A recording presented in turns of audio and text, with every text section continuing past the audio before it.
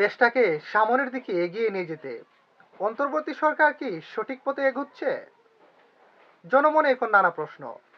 সরকার অনেক ধরনের পদক্ষেপ নিচ্ছে দেশটাকে শান্ত এবং উন্নতির দিকে এগিয়ে নিয়ে যেতে, কিন্তু সবগুলো পদক্ষেপ কি যুক্তিসঙ্গত এবং সঠিক নেওয়া হচ্ছে? দর্শক, রমজানকে কেন্দ্র করে সরকার যে গুরুত্বপূর্ণ পদক্ষেপটি নিয়েছে সেটা আসলে কি জনমনের স্বস্তি দেবে? এদেশের জনসাধারণের জন্য সেটা কি ভালো হবে নাকি খারাপ হবে?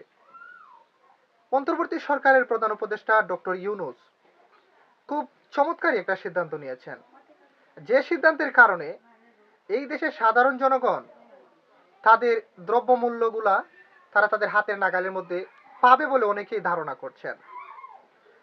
যে একটা সিদ্ধান্ত, এই সিদ্ধান্ত পুলিশ এবং সেনাবাহিনীর ঊর্ধ্বতন কর্মকর্তাদের নিয়ে বৈঠকের পরে এই সিদ্ধান্তটি নেওয়া হয়েছে।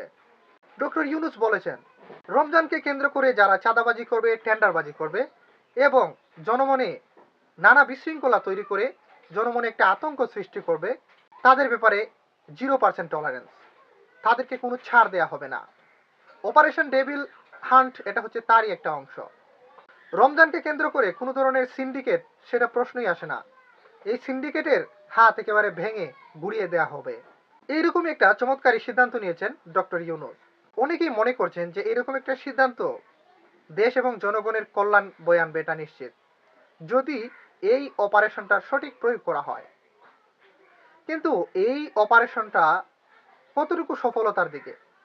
হ্যাঁ দর্শক, ইতোমধ্যেই আমরা যদি বিভিন্ন মিডিয়া ঘাটাঘাটি করি তাহলে দেখতে পারবেন যে দেশের বিভিন্ন প্রান্তে যারা চোরা কারবারি রয়েছে, সিন্ডিকেটের ব্যবসায়ী রয়েছে, অসাধু ব্যবসায়ী চক্র রয়েছে, তারপর যারা দেশটাকে অস্থিতিশীল করার পায়তারা করছে, ষড়যন্ত্র করছে, তাদের অনেকেই বর্তমানে গ্রেফতার হয়েছেন, অনেকেই এখন রিমান্ডে রয়েছেন, যেটা আসলেই এই দেশের জন্য একটা বড় সুসংবাদ।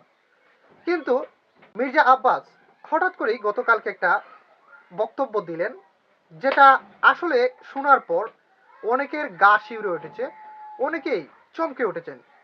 মির্জা আব্বাস বিএনপির মধ্যে বিভিন্ন বক্তব্য নিয়ে খুব কমই সমালোচনার মুখে পড়েছেন। তিনি এমন এক ব্যক্তি যিনি বিএনপি মহলে সবার কাছে সমাদৃত। বিএনপির এই স্থায়ী কমিটির সদস্য, নানা সময় নানা বক্তব্য খুব চমৎকারভাবে উপস্থাপন করে থাকেন। বিএনপির মধ্যে এই একমাত্র মির্জা আব্বাস এমনই এক ব্যক্তি যিনি অনেক মূল্যবান কথা বলেন এবং ওনার বক্তব্যের কারণে সমালোচনার মুখে পড়েছে বিএনপি, এটা খুব কম এবং রেয়ার। বিএনপির অন্যান্য নেতৃত্ব পর্যায়ের ব্যক্তিত্বের অনেক বক্তব্য আছে যেটা দেওয়ার সাথে সাথেই নানা মহলে নানা গুঞ্জন শুরু হয় এবং এর একটা ভিন্ন প্রতিক্রিয়া, একটা নেগেটিভ প্রতিক্রিয়া দেখা দেয়।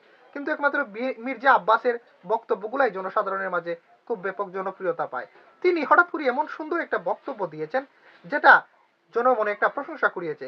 তিনি গতকালকে বলেছেন যে সরকার যে অপারেশন ডেভিল হ্যান্ডস চালাচ্ছে সেটা বনে জঙ্গলে আর এদিক সেদিক না চালিয়ে সেটা যদি অন্তর্বর্তী সরকার এই সরকারের এবং প্রশাসনের ভেতরে ঘাপটি মেরে থাকা যারা দেশবিরোধী ষড়যন্ত্রে লিপ্ত রয়েছে, দেশের ক্ষতি করার চেষ্টা করছে, জনগণের ক্ষতি করার চেষ্টা করছে এবং এই দেশের সার্বভৌমত্বকে ধ্বংসের পায়তারা করছে, তাদেরকেও যেন এই অপারেশন ডেভিল হান্টসের আওতায় নিয়ে আসা হয়। শুধু যেন সাধারণ জনগণ এর ভেতর থেকে বা এই বনে জঙ্গলে আদারে বাদারে ঘুরে বেড়াচ্ছে এইরকম সন্ত্রাসী আর এইরকম ডেভিলগুলাকেই যেন শুধু ধরা না হয়, এর ভেতরে যেন প্রশাসন এবং যারা দেশ পরিচালনা করছে এই সরকারের ভেতরে হোক বা এই প্রশাসনের ভেতরে হোক, এই এগুলার ভেতরে যে আওয়ামী দূষরদের বা আরো যারা দেশবিরোধী ষড়যন্ত্রে লিপ্ত রয়েছে এরকম ডেভিলদের জন্য খুঁজে বের করে আইনের আওতায় আনা হয়।